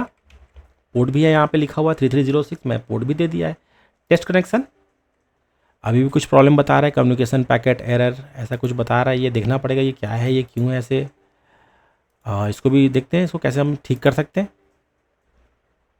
चलिए, तो हमारा ये यूज़र जो है ऑथेंटिकेट नहीं हो रहा, ठीक है। अब मुझे याद है हमने क्या कहा था कि जो रूट यूज़र है उसको क्या करना है, उसको रिमोटली अलाउ मत करो। तो ऑथेंटिकेशन तो फिर होने से रहा ना। हमने क्या कहा कि जो रूट यूज़र है बहुत प्रिविलेज है, इसको सिर्फ उसी सर्वर पे आप यूज़ करो, ठीक है। कोई बाहर से इसको यूज़ ना कर पाए, भाई लीक हो गया उसका पासवर्ड तो पूरा डेटाबेस हमारा हैक हो जाएगा, है ना। तो उसके लिए, क्योंकि देखो हमें इसमें वर्डप्रेस ही हमें करना है, तो हमें क्या करना होगा, सेपरेट यूज़र बनाना पड़ेगा, ठीक है। तो वो हम कोशिश करेंगे कि कैसे सेपरेट यूज़र हम इस पर बना सकते हैं। तो यहाँ पे मैं एग्ज़िट करता हूँ। यहाँ पे आपको सबसे पहले क्या करना है, MySQL -u रूट -p। मैं रूट यूज़र के अंदर मुझे क्या करना है, जाना है ये। अब मुझे क्या करना है, अब मैं क्या करूँगा, वर्डप्रेस के लिए ना एक स्पेशल यूज़र बनाऊँगा, ठीक है। अब वर्डप्रेस को अगर जब हम यूज़र बनाते हैं तो लिखेंगे क्रिएट यूज़र, फिर यूज़र का नाम, जैसे मैं लिख देता हूँ यूज़र का नाम वर्डप्रेस, ठीक है, वर्डप्रेस, या WP यूज़र लिख देता हूँ, WP यूज़र ऐसा कुछ लिख देते हैं, ज़्यादा अच्छा रहेगा। तो ये यूज़र का नाम है, @ के बाद या तो रिमोटली जिस सर्वर से मैं, जैसे इससे मैं कनेक्ट होना चाहता हूँ तो इसका मुझे IP यहाँ पे डालना पड़ेगा या होस्ट नेम डालना पड़ेगा, या आप चाहते हो कि इसको कई सारे, क्योंकि ये जो क्लाइंट के सिस्टम है बहुत लोग यूज़ करेंगे ना, बहुत लोग इसको कनेक्ट करेंगे, मान के चलो कि और कोई आपका डेटाबेस एडमिनिस्ट्रेटर है वो भी करना चाहेगा, तो हम क्या करेंगे, इसको बोल देंगे कि आप कोई भी यूज़र है, मतलब कोई भी होस्ट नेम है या कोई भी होस्ट है उससे कनेक्ट कर सको। तो उसके लिए क्या होता है, इसके अंदर होता है % का साइन, ठीक है। % मतलब क्या हो गया, जो होस्ट होगा वो कोई भी हो सकता है, ठीक है। बाकी आप सिक्योरिटी के हिसाब से तो देख सकते हैं कि आप स्पेसिफिक किसी डेटाबेस एडमिनिस्ट्रेटर को देना चाहते हैं तो उसी का सिस्टम का IP आप यहाँ पे डालोगे, ठीक है, ताकि वो वही कर पाए और कोई ना कर पाए। बाकी हम अपने दिखाने के लिए हम इसको कर रहे हैं। इसके बाद क्या लिखना पड़ेगा, आइडेंटिफाइड, मैं यूज़र बना रहा हूँ, आइडेंटिफाइड बाई पासवर्ड, ठीक है। पासवर्ड मैं डाल देता हूँ admin 1 2 3 4 5, ठीक है, ये मैंने कर दिया। और ये अब ये एक्चुअल में क्या करेगा, हमें यहाँ पे समझना पड़ेगा कि इसमें थोड़ी सी प्रॉब्लम है, अभी भी थोड़ी सी प्रॉब्लम है। हमने क्या किया था, जो रूट का जो यूज़र बनाया था आपको याद होगा, हमने नेटिव SQL का जो नेटिव होता है ना, MySQL नेटिव, हमने वो यूज़ किया था, समझ रहे हैं। तो अगर मैं ऐसे अगर अभी बना दूंगा ना तो क्या होगा, वो जो दूसरा जो टेक्नोलॉजी है SHA-2 है वो वाला यूज़र बन जाएगा। तो हमें नेटिव वाला यूज़ करना होगा ना। तो क्या तरीका है, आइडेंटिफाइड विथ करना पड़ेगा MySQL _native_ पासवर्ड, फिर लिखना पड़ेगा बाई, ठीक है, ऐसे लिखना पड़ेगा ना, बाई क्या क्या अपना पासवर्ड। ये करके देखते हैं ये क्या करता है। ये देखिए ये चल गया। अगर इसी को मैं उस स्टाइल में बनाता तो वो SHA-2 का पासवर्ड मतलब बना देता, तो फिर वो नहीं चलता, फिर दिक्कत करता हमारे को, ठीक है। फिर यहाँ पे पूछता या ये मतलब बोलता कि SHA-2 पासवर्ड है तो उसका मॉड्यूल वगैरह इंस्टॉल करो, या जो भी बहुत सारी चीज़ें हैं वो बोलता वो। तो यहाँ तक तो हमें समझ आ गया कि मैंने WP यूज़र बना दिया, सबको मैंने अलाउ कर दिया और ये मैंने कर दिया, ठीक है। अब एक आता है प्रिविलेजेस की बात, कि भाई ये जो वर्डप्रेस का जो हमारा यूज़र है इसको क्या परमिशन क्या देना है। अभी तो हमने बोल दिया कि वो कहीं से भी लॉगिन कर सके, चलो ठीक है, अच्छी बात है, लेकिन हम चाहे तो उसको प्रिविलेजेस दे सकते हैं, जैसे कि ग्रांट ऑल प्रिविलेजेस ऑन। किस पे प्रिविलेजेस देना है, डेटाबेस का नाम है ना, जो टेबल्स होते हैं और डेटाबेस का नाम। तो टेबल मान के चलो, टेबल हो गया या डेटाबेस हो गया, तो वो कैसे देते हैं, आप चाहते हो जितने भी टेबल हैं सब पे उसको परमिशन हो जाता, तो मैंने कर दिया स्टार, क्योंकि देखो मैं आता हूँ उसका फॉर्मेट क्या होता है, table.database, ये ऐसा मान के चलो आप। हम क्या कर रहे हैं ना, ये जो यूज़र है उसको टेबल का एक, आप चाहो तो स्पेसिफिक टेबल का परमिशन भी दे सकते हो, लेकिन हम उसको क्या कर रहे हैं, जितने भी टेबल हैं, तो जितने भी टेबल हैं उसके लिए हमने क्या कर दिया, उसको बोल दिया जितने भी टेबल है तू सबका ले ले, ये ले भाई, हमें सबका दे दिया। फिर बोला डेटाबेस का नाम, अब डेटाबेस का नाम बताओ, तो भाई कोई डेटाबेस पर्टिकुलर किसी डेटाबेस को आप देना चाहते हो तो पर्टिकुलर किसी डेटाबेस का दे सकते हो। जैसे मैं कहता हूँ कि भाई मैंने वर्डप्रेस के लिए बना रहा हूँ तो वर्डप्रेस का डेटाबेस का ही दे दूँ, तो मैंने मान के चलो कि मैंने डेटाबेस बना रखा है वर्डप्रेस के नाम से, तो मैं ऐसे लिख दूंगा वर्डप्रेस, तो ये क्या होगा, वर्डप्रेस डेटाबेस के अंदर जितने भी टेबल हैं उसको प्रिविलेजेस दे दो। किसको दे दो, अब हमें किसको देना है, 2 हमें देना है, कौन सा था यूज़र हमारा यूज़र का नाम था WP यूज़र, ऐसे कुछ था, आप यहाँ ऊपर देख सकते हो ना, यहाँ पे कुछ था ना ऐसे ही। और फिर क्या था इसके आगे, @ फिर इसका होस्ट नेम वो कहीं से भी कनेक्ट करे, तो उसके लिए ये %, और ये हमने क्लोज कर दिया। फिर हमने ये अपना सेमीकोलन ये, तो मैंने उसको बोला grant all privileges on star.wordpress to WP user @ फिर क्लोज कर दिया हमने। तो उसको वर्डप्रेस नाम के एक टेबल पे उसको परमिशन मिलेगा, बट अभी फ़िलहाल तो हमारे पास वो डेटाबेस है नहीं ना, तो क्या करते हैं, एक बार क्रिएट करते हैं, क्रिएट डेटाबेस वर्डप्रेस, ठीक है, ये लो जी, सो डेटाबेस, ये लो जी, ये आ गया वर्डप्रेस। अब मैं कमांड चला सकता हूँ। हाँ, अभी भी कुछ एरर दे रहा है, ये समझना पड़ेगा क्या एरर है, मतलब ये सिंटैक्स का एरर है। देखो ऐसे सिंटैक्स के एरर ना आते रहते हैं, बहुत सारे ऐसे एरर्स हैं वो आते रहते हैं। ऐसा क्यों हो रहा है, जो पहले के हमारे जो MySQL के वर्जन्स थे उसका जो सिंटैक्स है और आज का जो लेटेस्ट आ गया है MySQL 8.0, उसके सिंटैक्स में काफ़ी अंतर आ गया है। तो जो बंदे पहले MySQL के क्लासिक वर्जन में काम करते थे और अब जो वर्जन है उसमें काफ़ी सारे अंतर हैं, तो कई लोग कंफ्यूज हो जाते हैं। ठीक है, आप क्या करोगे, कभी वैसा प्रॉब्लम आता तो आप क्या करोगे भाई, गूगल पर सर्च करने लग गए कि भाई इसका ये इशू आ रहा है, इसको कैसे सॉल्व करें। लेकिन आप ये नहीं देखोगे कि कौन से वर्जन के लिए है। जो सॉल्यूशन वहाँ पे बताया जा रहा है माइट भी हो सकता है कि 5.7 के लिए हो, और आप वो कमांड यहाँ पे चलाओगे, बिल्कुल नहीं चलेगा वो। तो ऐसे बहुत सारे एरर आपको देते रहेंगे।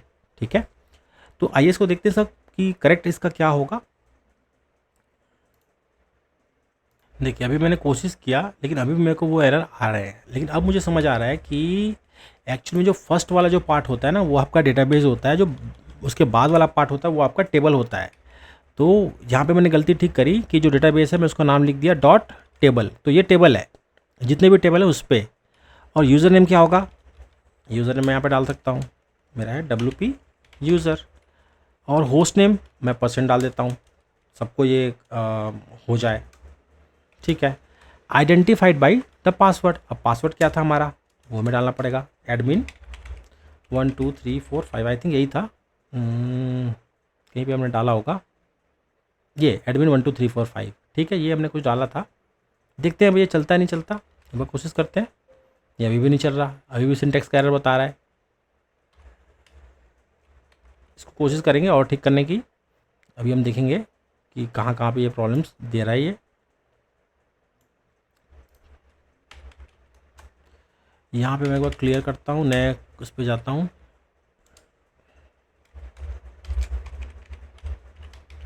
ठीक है, मैं ये पेस्ट करता हूँ। यहाँ तक तो मेरा सही था, आइडेंटिफाइड बाय ये वो सब चीज़ मैं समझ गया। क्या ये नेटिव पासवर्ड का हो सकता है क्या, लेकिन ग्रैंड ऑल प्रिविलेजेस तो हम नेटिव पे हम दे नहीं सकते। WP यूज़र @ ठीक है, यहाँ तक आ रहा है, बिल्कुल सही कह रहा है ये। चलिए इसको और डायग्नोस करते हैं। तो जैसा कि मैंने बताया था ना कि 8.0 में काफ़ी सारे चीज़ चेंजेस हो गए हैं। तो अक्सर ये होता है कि कई बार हम पीछे वाले कमांड यूज़ कर लेते हैं और वो चलता नहीं है। एक बार कोशिश करते हैं, ग्रांट ऑल प्रिविलेजेस ऐसा कुछ था, ऑन डेटाबेस का नाम क्या था, वर्डप्रेस .star टेबल के लिए हो गया। ठीक है, 2 यूज़र नेम क्या था, WP यूज़र ऐसे कुछ था, @ होस्ट का नाम क्या था, % डाला था मैंने, ऐसा कुछ था। और grant all privileges to on WordPress, ठीक है, ये चला है। मतलब पीछे के जो हम कमांड्स थे ना वो शायद पुराने कमांड्स हम यूज़ कर रहे थे, इसलिए ऐसा कुछ दिक्कत कर रहा था। तो कमांड यही होगा, ये है 8.0 जो लेटेस्ट, क्यों हम तो 8.0 यूज़ कर रहे हैं ना, 5.7 यूज़ नहीं कर रहे हैं। अगर हम 5.7 यूज़ करते तो हमारे जो पुराने कमांड थे आइडेंटिफाइड बाई वो चलता, आइडेंटिफाइड बाई, लेकिन हमने यहाँ पे यूज़ किया हुआ है। वो कैसे यूज़ किया, वो नेटिव पासवर्ड के लिए यूज़ किया। तो कहने का मतलब अभी भी कुछ जैसे नेटिव पासवर्ड वाला है तो उसके लिए आइडेंटिफाइड बाई यूज़ करना पड़ेगा। बाकी अगर प्रिविलेजेस वगैरह आप सेट कर रहे हो ना तो उसके लिए जो लेटेस्ट है आपको वही यूज़ करना पड़ेगा। ठीक है, अब कोशिश करते हैं, अब क्या है, अब क्या पता ये चल जाए ना, ये हो सकता है कि चल जाए। ठीक है, तो मैं लोकल होस्ट कर दिया था WP यूज़र, लेकिन अभी भी नहीं चलेगा मुझे पता है WP यूज़र, क्योंकि हमने प्रिविलेजेस अभी फ्लश नहीं किए हैं। पासवर्ड था ADMIN 12345, ठीक है, ऐसे कुछ डाला था हमने। एक बार टेस्ट करके देखते हैं। ये कनेक्ट हो गया, मतलब प्रिविलेजेस अभी हमने फ्लश भी नहीं किया और चल गया, अच्छी बात है, इसमें कोई प्रॉब्लम नहीं है। बाकी एक आपको लास्ट में फ्लश प्रिविलेजेस करना पड़ता है। प्रिविलेजेस क्या पता इसमें कुछ हो ऑटोमेटेड तरीके से।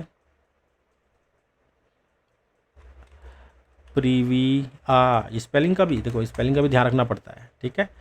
तो मैं यहाँ पे देख पा रहा हूँ कि हमने यहाँ पे क्या किया था, एक हमने डेटाबेस बना दिया वर्डप्रेस के नाम से, एक हमने यूज़र बना दिया WP यूज़र के नाम से, उसको कह दिया कि किसी भी होस्ट से आप कनेक्ट कर सकते हो, ठीक है।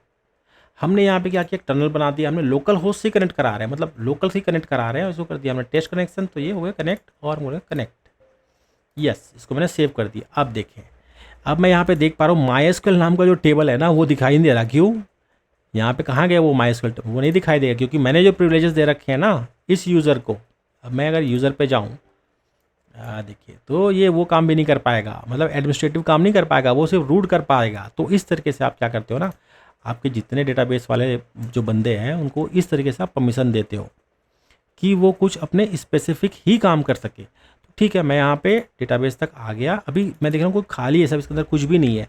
अब हमें क्या करना होगा, हम कोशिश करते हैं कि इसको जो हमारा वर्डप्रेस है उसको इंस्टॉल करने की कोशिश करेंगे। तो वर्डप्रेस कैसे इंस्टॉल करना है इसका भी तरीका है। मैं क्या करूँगा, यहाँ पे जाऊँगा, मैं कोशिश करूँगा कि मैं वर्डप्रेस आराम से कर लूँ। तो MySQL ऑलमोस्ट मेरा तैयार हो चुका है, जहाँ तक मुझे लग रहा है। हमने डेटाबेस वगैरह सब हमने बना के इसको तो हमने कंप्लीट कर दिया है, ठीक है। और अपाचे भी चल गया हमारा, MySQL भी चल गया, MySQL का यूज़र भी बना लिया हमने। एक चीज़ रह गया हमारा, वो है PHP। भाई PHP तो जरूरी है, PHP बिना कैसे चलेगा, ये PHP चल ही नहीं रहा है। ये देखो PHP है ही नहीं बोल रहा है। तो क्या कमांड है, apt install PHP lib apache 2। ये मतलब कुछ एक्स्ट्रा मॉड्यूल्स होते हैं जो कि PHP और अपाचे को जोड़ते हैं, ऐसा मान के चलो आप, ठीक है। फिर PHP का एक और मॉड्यूल चाहिए होता है, वो क्या होता है, PHP MySQL की। PHP जो है MySQL से भी तो बात करना चाहिए ना डेटाबेस से। तो ऐसा कुछ आपको, ये 3 आपको पहले स्टार्टिंग में आपको डालने ही पड़ेंगे। ये 22.9 MB का जगह घेरेगा, छोटा सा ही है। और इसके बाद आपका PHP क्या होगा, वो इंस्टॉल हो जाएगा। अब जैसे इसके बाद हमने जो ETC अपाचे के अंदर हमने डाला था ना एक मोड्स इनेबल के अंदर dir.conf, उसमें हमने क्या किया था, हमने PHP को बोला था भाई पहले PHP लो उसके बाद HTML लेना। तो वहाँ पे हमने ऑलरेडी सेट कर दिया। अगर नहीं सेट किया है तो फिर करना पड़ेगा कि PHP को पहले उठाओ, HTML को बाद में, नहीं तो हमेशा HTML को ही उठाएगा पहले। तो या तो आपको HTML का फाइल को वहाँ से रिमूव करना पड़ेगा ताकि वो PHP ही उठाए। तो वो हम करेंगे, वो हम ऑलरेडी कर लिया हमने, वो हम देख लेंगे। तो dir.conf के अंदर अपाचे का जो एक होता है उसके अंदर आप ये कर सकते हो। इसके बाद हमें क्या करना पड़ेगा, एक बार PHP देखते हैं। PHP आया नहीं आया हमारे पास, ये देखिए PHP आ गया, लेटेस्ट वर्जन 8.3.6, ठीक है। ये जेंट है ना, जेंट इंजन इन लोगों ने बनाया हुआ है। नेक्स्ट जो है हमें क्या करना पड़ेगा, एक बार रीस्टार्ट करना पड़ेगा हमारे को, किसको, वेब सर्वर को। क्यों? क्योंकि वेब सर्वर ने क्या किया है ना हमारे को, उससे भी तो इंटीग्रेट कराया है हमने, एक डाला था ना लिब मोड करके अपाचे वाला कुछ। तो अपाचे को एक बार रीस्टार्ट करना बहुत जरूरी है। अगर आप ये नहीं कर पाते हो ना तो फिर दिक्कत होगी।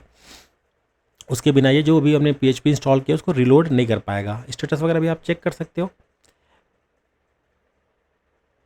और भी कई सारी चीज़ें हैं जो हमें इसके अंदर करनी पड़ेंगी, जैसे कुछ और भी हमारे को ना पैकेजेस डालने पड़ते हैं वर्डप्रेस के लिए, कुछ मॉड्यूल्स वगैरह होते हैं वो डालने पड़ते हैं, और उसके बाद आप इस पर इंस्टॉल कर पाएंगे वर्डप्रेस को। तो वर्डप्रेस का अभी हमने लैम्प सर्वर ऑलमोस्ट कंप्लीट कर लिया। हमारा PHP अब चलना चाहिए। अगर मैं एक PHP का यहाँ पे फाइल बनाऊँ, मैं कोशिश करता हूँ cd var www HTML के अंदर मैं PHP फाइल बनाऊँ index.php, तो क्या ये चलना चाहिए कि नहीं चलना चाहिए, इसको हमें देखना पड़ेगा।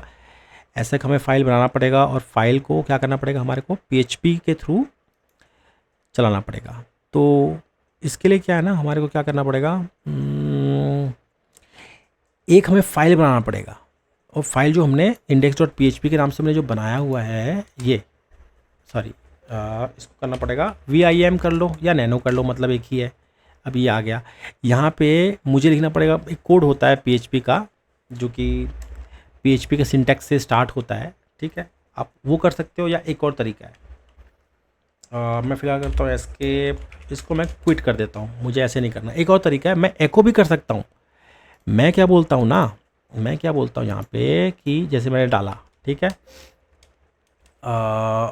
info.php बनाते हैं, info.php बनाते हैं, क्योंकि वो index.php वर्डप्रेस के काम आएगा ना, तो इसलिए तो ये ऐसे हम एको भी कर सकते हैं। डायरेक्ट क्या करेगा, ये फाइल में वो कोड डाल देगा। ये देखिए ls किया, देखो info.php आ गया, कैट इन्फो करता हूँ ना, ये देखिए, तो ये ऐसे कोड आएगा। या इसको मैं आपको दिखाता हूँ नैनो में info.php, ये तो ये इस तरीके का कोड डालना पड़ेगा। ये PHP को जो इन्फॉर्मेशन वगैरह ना वो आपको देगा। Ctrl+X कर दिया मैंने। अब मैं अगर यहाँ पे जाऊँ और बोलूँ कि भाई मुझे info.php कुछ दिखाओ, ये देखिए, तो एक info.php के अंदर बहुत सारे चीज़ आपके PHP से रिलेटेड बहुत सारे चीज़ इसके अंदर आ गए हुए हैं, ठीक है। तो ये हो गया info.php, मतलब ये यूटिलिटी है, आपके काम आएगा काफ़ी है। अब हम क्या कर सकते हैं ना, अब हम वर्डप्रेस की तरफ जा सकते हैं और आराम से इसको इंस्टॉल कर सकते हैं। हमने देख लिया PHP भी हमारा, देखिए एक्सटेंशन PHP है, चल रहा है हमारा, तो यहाँ तक तो बिल्कुल ठीक है। चलिए नेक्स्ट हम कोशिश करते हैं वर्डप्रेस डालने की। तो चलिए हम यहाँ पे वर्डप्रेस के साइट पे आ गए हैं। यहाँ पे काफ़ी सारे आपको इन्फॉर्मेशन वगैरह मिल जाएगा कम्युनिटी के अंदर, मेक वर्डप्रेस से काफ़ी सारी चीज़ें हैं। मैं फ़िलहाल गेट वर्डप्रेस पे क्लिक करके देखता हूँ। यहाँ पे डाउनलोड वर्डप्रेस बोल रहा है, यहाँ से मैं डाउनलोड कर सकता हूँ। अब दूसरा बोल रहा है इंस्टॉलेशन गाइड, तो इंस्टॉलेशन गाइड के अंदर आपको बताएगा स्टेप बाय स्टेप कि कैसे इसको करना है, ठीक है। डाउनलोड अनजिप बोल रहा है, अब डाउनलोड कर लो पैकेज को, अनजिप कर लो यहाँ पे, और MySQL डेटाबेस है जो हमने ऑलरेडी सेट कर रखा है, और wp-config.php उसके अंदर वर्डप्रेस के अंदर एक होता है फाइल, ये कन्फिगरेशन फाइल है, उस पर जाके कुछ आपको डेटाबेस वगैरह का एडिट करना पड़ेगा, फिर वो चलने लग जाएगा, ठीक है। तो इस तरीके से इसको हमें करना पड़ेगा। और बाद में आप जैसे PHP माई एडमिन है, ये भी एक टूल है जिसमें मतलब MySQL को हम मतलब उसको मैनेज करते हैं, जैसे हमारा SQL योग है, dbeaver है, ये वैसे ही है। तो इसको फ़िलहाल नहीं किया क्योंकि उसको यहाँ पे डालना पड़ता है। हमारी कोशिश ये होगी कि हम ये चाहेंगे कि वर्डप्रेस को हम यहाँ पे इंस्टॉल करें, ठीक है। तो मैं एक बार डाउनलोड पे जाता हूँ, देखता हूँ ये क्या कहता है। मैं डाउनलोड पे गया, ये रहा। तो यहाँ पे मैं क्या करूँ, उसको राइट क्लिक करता हूँ और कॉपी लिंक कर लेता हूँ, ठीक है। मुझे क्या करना है, wget, या मैं ऐसे करता हूँ टेम्प पे जाता हूँ, यहाँ पे wget करता हूँ। wget क्या करता है, जो आपके फाइल है, जो नेट पे कोई मतलब आपको फाइल मिलता है ना, उसको डाउनलोड करता है। ये डाउनलोड कर लिया इसने, मैं dir पे गया। अब इसको मुझे एक्सट्रैक्ट करना पड़ेगा, ये जिप फाइल है तो अनजिप करना पड़ेगा। तो क्या जिप कमांड मेरा चल रहा है, नहीं चल रहा, अनजिप कमांड भी नहीं चल रहा मेरा, तो क्या करना पड़ेगा, इंस्टॉल करना पड़ेगा एप्ट इंस्टॉल जिप अनजिप, ये दो मॉड्यूल्स ये डाल देगा, ये जिप अनजिप जो है ये डाल देगा, तो मैं इसको अनजिप कर पाऊँगा। अब आपके यहाँ पे फाइल के सिस्टम वाले काम आएंगे। अब मुझे क्या करना पड़ेगा, अनजिप वर्डप्रेस, ऐसे कुछ होगा, wordpress.zip ऐसे कुछ है, कहाँ है मेरा फाइल, latest.zip है, सॉरी, ये तो मुझे अनजिप लेटेस्ट, ये लो जी अनजिप कर दिया। अभी अनजिप हो रहा है, पता नहीं क्या अनजिप हो रहा है, देखते हैं ls। हाँ, ये मुझे एक वर्डप्रेस नाम का यहाँ पे कुछ डायरेक्टरी मिल गया है। अब मुझे क्या करना पड़ेगा, इसको कॉपी करना पड़ेगा, कहाँ पे, HTML के अंदर, है ना। या तो मुझे HTML के अंदर करना पड़ेगा या इसका कुछ बनाना पड़ेगा। तो फिलहाल मैं चाहता हूँ कि वर्डप्रेस के अंदर मैं cd वर्डप्रेस करता हूँ। तो इसके अंदर देखते हैं, देखिए इसके अंदर काफ़ी सारे फाइल्स हैं, कुछ फोल्डर्स भी हैं, 2-3 फोल्डर्स भी हैं। तो मैं करूँगा, इसको कॉपी करके वहाँ डाल दूँगा। तो cp -r रिकर्सिवली, मतलब इसके अंदर जो फोल्डर के अंदर भी फोल्डर है, फोल्डर के अंदर और भी 2-4 फाइल है, वो सब तुम कॉपी करो। कहाँ पे करो, /var www HTML पे कर दो, ठीक है। मैंने यही कहा ना, इसको जो भी इस फोल्डर के अंदर है cp*, मतलब जो भी अभी मैं जिस फोल्डर पे हूँ, वर्डप्रेस नाम का फोल्डर हूँ, उसके अंदर जो भी हो, ये जो भी चीज़ है, ये इसको आप रिकर्सिवली कहाँ पे कॉपी करो, HTML पे, ठीक है। करते हैं, ये कुछ कॉपी कर रहा है। एक तरीका और भी था, अगर आपको वर्बोस देखना था, तो अगर इसको वी लिखते हैं ना आप, तो वर्बोस मतलब आपको दिखाता भी है कि ये उसको कॉपी कर रहा है, मतलब क्या क्या फाइल किस किस टाइम पे कॉपी कर रहा है, वो आपको दिखाता भी। तो वर्बोस का ये काम होता है, ठीक है। अब मैं एक बार देख लेता हूँ, वहाँ पे नहीं गया मेरा फाइल, cd करूँगा, where www.html और clear ls। ये देखिए मेरे फाइल अब यहाँ पे आ गए हैं। अब क्या ये चलेगा कि नहीं चलेगा, एक बार देखते हैं कोशिश करके, क्या पता चल जाए। तो मैं यहाँ पे गया, एंटर मारा मैंने, तो ये क्या कहता है, अरे कुछ तो हुआ, ये वर्डप्रेस का कुछ फाइल खुल गया यहाँ पे। Welcome to WordPress before getting started, पता नहीं क्या क्या बोल रहा है, ये बोल रहा है डेटाबेस यूजर नेम, ये वो टेबल प्रीफिक्स। ठीक है, देखते हैं अभी, लेट्स गो पे क्लिक करके देखते हैं क्या कहता है ये। अच्छा, डेटाबेस का नाम, डेटाबेस का नाम हमारा क्या था, हाँ वर्डप्रेस था, मुझे याद है वर्डप्रेस। ठीक है, यूज़र नेम का क्या नाम था, किस चीज़ का, अच्छा ये बोल रहा है योर डेटाबेस यूज, अच्छा ठीक है, तो ये डब्ल्यू पी यूज़र था, आई थिंक यही हमने बनाया था। पासवर्ड हमने डाला था एडमिन 12345, आई थिंक यही बनाया था। डेटाबेस होस्ट, अब ये जो हम एक्चुअल में जो कर रहे हैं, कहाँ पे कर रहे हैं, ये इसी सिस्टम पे कर रहे हैं ना, हाँ रिमोटली खुला है, तो इसके लिए जो डेटाबेस का होस्ट है लोकल होस्ट ही होगा। ठीक है, टेबल प्रीफिक्स आप चाहो तो इसको अपने हिसाब से चेंज भी कर सकते हो, या तो इसको ऐसे ही रहने दे सकते हो, जैसे मैं फिलहाल पीपी लिख देता हूँ, मान के चलो पीपी अंडरस्कोर, तो जो भी टेबल बनेगा ना, तो टेबल के नाम के आगे ये पीपी अंडरस्कोर आ जाएगा। ठीक है, मैंने सबमिट करके देखता हूँ कि डेटाबेस से कनेक्ट करता है नहीं करता। ये देखिए कुछ बोल रहा है, unable to write to wp-config.php file, you can create a, ये देखिए राइट नहीं कर पाऊंगा बोल रहा है ये, configuration rules for wp config, ये कुछ बोल रहा है, unable to write to wp, तो माइट भी हो सकता है कुछ परमिशन का इशू हो। तो cd क्या था, wp config ls-last, wp config कहाँ है, ये कुछ दिख रहा है wp config है ना। You can create the wp-config.php file manually and paste the following text into it। ठीक है, ऐसा कुछ करते हैं, अनेबल टू राइट, हाँ तो wp config यहाँ पे है नहीं ना, यहाँ पे है ही नहीं, wp config चाहिए बोल रहा है। हाँ एक सैम्पल फाइल है, तो सैम्पल फाइल क्या है ना, ये ऐसी फॉर्मेट है, और उसके थ्रू आप इसको कर सकते हैं। तो ये भी ये कह रहा है कि अब इसको कॉपी कर लो और इसको एक फाइल बना लो बोल रहा है। ठीक है, तो ऐसा करते हैं, नैनो wp-config.php ऐसे कुछ बनाना था, और मैं इस पर राइट क्लिक करके पेस्ट कर देता हूँ। ये काफ़ी कुछ आ गया है इसके अंदर, और बहुत लंबा है। ये क्या है, ऑथ की, ये देखो ये सब जितने ना इनके इनक्रिप्शन वगैरह के सेटिंग है, ये देखिए मेरा डेटाबेस का भी अपने आप ये आ गया, मतलब इसने आपने बना के दे दिया आपको कन्फिग फाइल। क्या करूँगा, control O enter, control X, save कर दिया मैंने। अब क्या कहता है ये, रन इंस्टॉलेशन करके देखें। अब ये गोल गोल घूम तो रहा है ये देखिए, अब नेक्स्ट पेज पे आ गया। साइट का टाइटल मैं लिख देता हूँ माई, या लिख देता हूँ माई वर्डप्रेस, या आप जैसे कंपनी के हिसाब से लिखना चाहते हो तो लिख सकते हो कि कुछ भी लिख सकते हो, ये लिमिटेड, या जो टाइटल होते हैं हमारे वेबसाइट्स के होते हैं ना, जैसे ABC प्राइवेट लिमिटेड या ABC लिमिटेड, ऐसा कुछ लिख सकते हो आप चाहो तो। यूज़र नेम, भाई यूज़र नेम बना देते हैं, ये क्या काम आएगा, पासवर्ड कुछ सेट कर देते हैं। आप चाहो तो यहाँ से ऑटो जनरेटेड पासवर्ड भी यूज़ कर सकते हो, फिलहाल मैं p@ वाला यूज़ कर लेता हूँ। ठीक है, पासवर्ड वीक बता रहा है, लेकिन कोई नहीं, इसको कंफर्म कर देते हैं वीक पासवर्ड को। योर ईमेल, मैं कोई से भी ईमेल डाल सकता हूँ, मैं फ़िलहाल मेरा कोई एक ईमेल डाल देता हूँ मैं। क्या ईमेल डालूँ, चलिए मेरा ना एक ईमेल है prem@,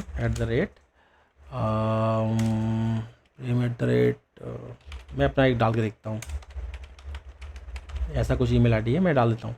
discourage search engine for, नहीं इंडेक्सिंग करवाना पड़ेगा इसका, यार सर्च इंजन भी चाहिए ना, तभी तो मेरा ये अच्छे से चलेगा साइट। ठीक है, तो वो भी करके देखते हैं। इंस्टॉल वर्डप्रेस, चलो जी इंस्टॉल पे लगा दिया मैंने, कितना टाइम लेता है ये हम देखते हैं। कैसे, अच्छा ये बोल रहा है कि सक्सेस, वाह हो गया सक्सेस, बोल रहा है लॉगिन। ठीक है, लॉगिन करके देखते हैं क्या दिखा रहा है ये कुछ लॉगो वगैरह दिखा रहा है। क्या यूज़र था, एडमिन, पासवर्ड में डाला था p@SSW0RD1, ऐसे कुछ हमने डाला था ना। मैं लॉगिन पे जाऊंगा, क्या लॉगिन कर पाएंगे हम, आई थिंक लॉगिन हो जाना चाहिए। ये लीजिए काटना, अब ये मुझे समझ नहीं आ रहा है क्या क्या खुल गया है, मैं इसको थोड़ा बड़ा करके देखता हूँ। ये कुछ यहाँ पे लेफ़्ट साइड में कुछ बता रहा है, और इधर ये कुछ है डैशबोर्ड वगैरह, यहाँ पे पोस्ट कुछ है, ये क्या पोस्ट वगैरह है, पेजेस, ऑल पेजेस। अच्छा, ये कुछ वेबसाइट के पेजेस वगैरह होंगे। यहाँ पे एक विजिट साइट बोल रहा है, अब ये क्या चीज़ है? मैं इसको क्लिक करता हूँ।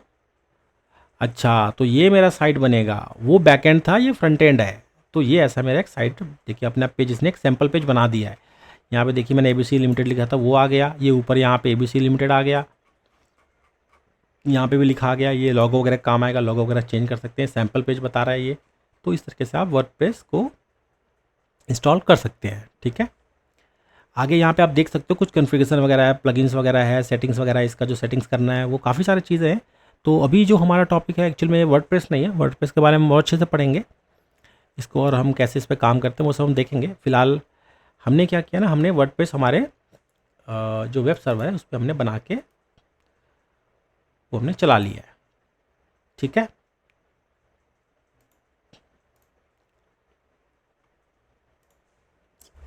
तो एक बार देखते हैं नेट स्टैट।